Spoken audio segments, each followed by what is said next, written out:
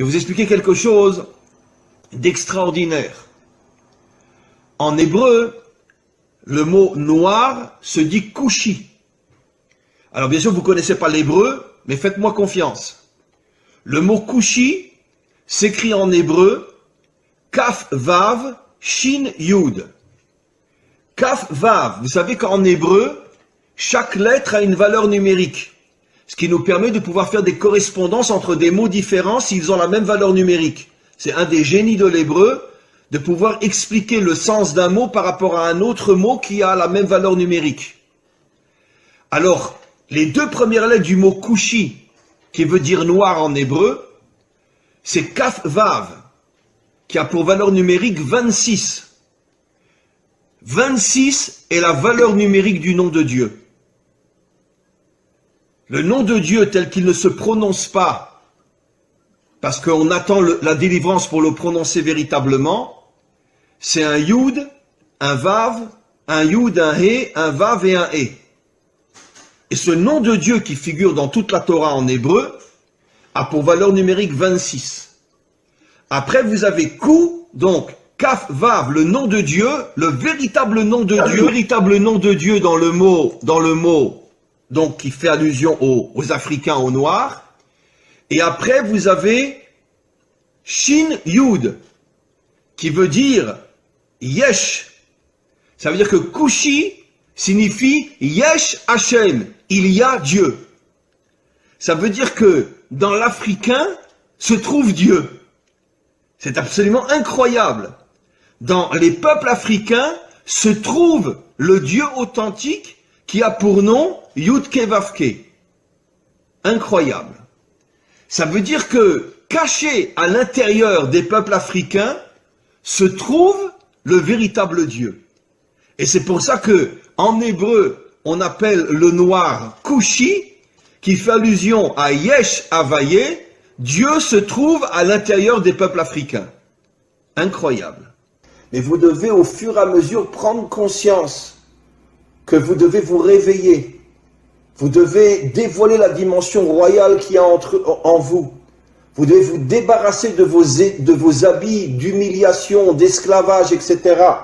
Et prendre conscience que le masque qu'on a voulu vous coller, c'est justement pour vous empêcher de devenir ce que vous devez être. Et vous allez devenir ce que vous devez être. Mais pour ça, encore une fois, il faut vous renforcer sur le plan spirituel, sur le plan moral, et petit à petit sur le plan des actions aussi. Il est grand temps, et je sais que ça se fera un jour, où les peuples africains se révolteront contre toute la dictature blanche qui exploite toutes les richesses des Africains.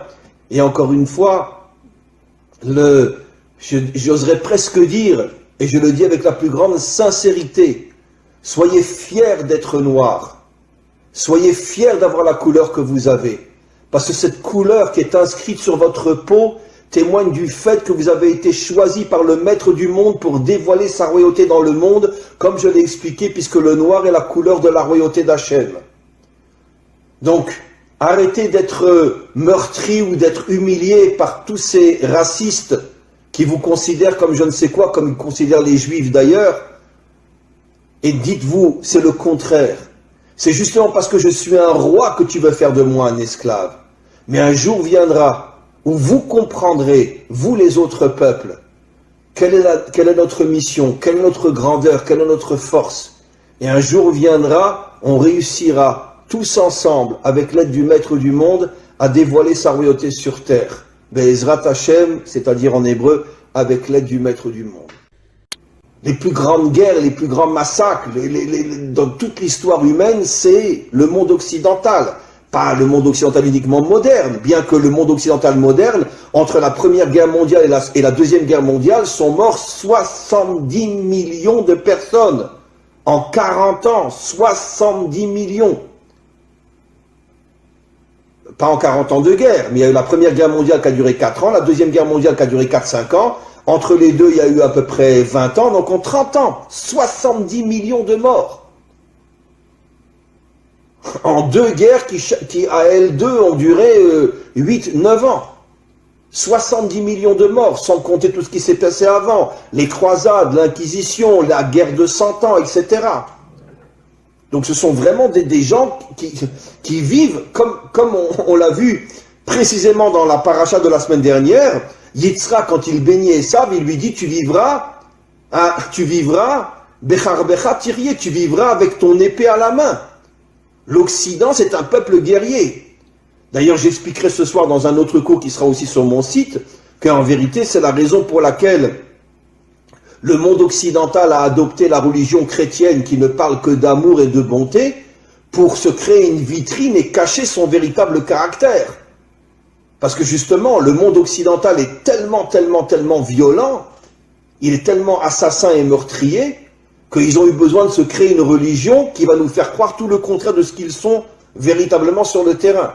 Bien sûr, je ne parle pas de tel ou tel citoyen, je parle des dirigeants et je parle malheureusement des peuples qui sont exploités et qui sont soumis et qui sont obligés de suivre leurs dirigeants.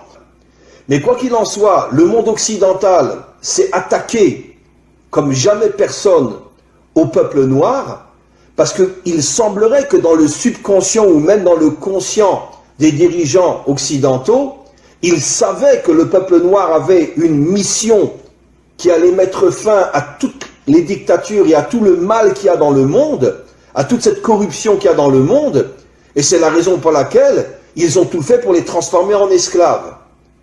Comme l'expliquent nos maîtres, quand tu veux savoir quelle est la mission d'un homme, regarde le mal qu'on lui fait. Si un homme est transformé en esclave, ça veut dire qu'il a une nature de roi. Et pourquoi on le transforme en esclave? Pour l'éloigner au maximum de sa mission d'être un roi, ou de dévoiler la royauté d'Hachem. Maintenant, figurez-vous, mes amis, que depuis des millénaires, nos maîtres nous expliquent que chaque attribut divin, chaque sphira, en hébreu sphira, en français attribut divin, c'est-à-dire une qualité divine, là on parle de la malchoute, chaque qualité a une couleur. Et figurez-vous, quelle est la couleur de la malchoute? Noir. La couleur de la malchoute, c'est le noir. C'est absolument incroyable. La couleur qui définit la malchoute, la royauté, c'est-à-dire le dévoilement de la royauté d'Hachem dans ce monde, c'est le noir. Vous comprenez, mes amis, quel est le lien entre la mission d'Israël et les peuples africains? Comment se fait-il que les peuples africains sont noirs?